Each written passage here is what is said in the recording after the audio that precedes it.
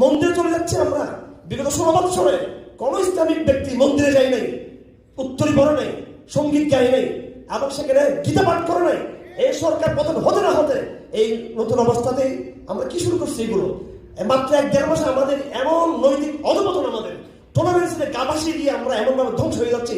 আগামী 10 বছর 15 বছর কি হবে এই বাংলাদেশের বুঝতেছি না। এই জন্য আমি আগের সেমিনারে বলেছি, আগে যে চ্যালেঞ্জটা ছিল সেটার চেয়ে বড় চ্যালেঞ্জ এখন তৈরি হয়েছে। এজন্য আগামী দিনের পুনর্গঠনে আমাদেরকে টলারেন্সকে চ্যালেঞ্জ হিসেবে নিতে হবে। আমাদেরকে দেয়ার ইজ নো টলারেন্স। ইসলাম প্রশ্নে এখানে কোনো টলারেন্স কুফরের সাথে হবে না। আমি কি বলছি যুদ্ধ শুরু করার জন্য? আমি যুদ্ধ শুরু করতে বলি নাই। আমি চিন্তার জায়গাটাকে পরিশুদ্ধ করতে বলতেছি। আমি আমার তৌহিদের নেগেটিভ, আমার তৌহিদের চিন্তা, আমার তৌহিদের থিঙ্কিং, এখানে কোনো আপোষ থাকতে পারবে না। এখানে এমন কোনো তৌহিদের বয়ান এখানে আমি চাই না যে তৌহিদ আমাকে আপোষ করতে বলবে।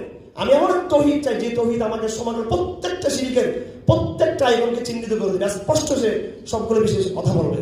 লড়াই করতে বলতেছি না, অ্যাপ্রোচ অ্যাকশনের কথা আমি বলতেছি না, চিন্তাটা ঠিক করতে বলতেছি। যেহেতু এখানে চিন্তার কথা আছে, সম্ভবত শিরোনামে যেটা দেখলাম চিন্তা এবং পুনর্গঠনের প্রচেষ্টা পরে আগে চিন্তা ঠিক করতে হবে। এই জন্য আল্লাহ সুবহানাহু ওয়া তাআলা আমাদেরকে এই প্রতারণা থেকে আমাদের রক্ষা করুন।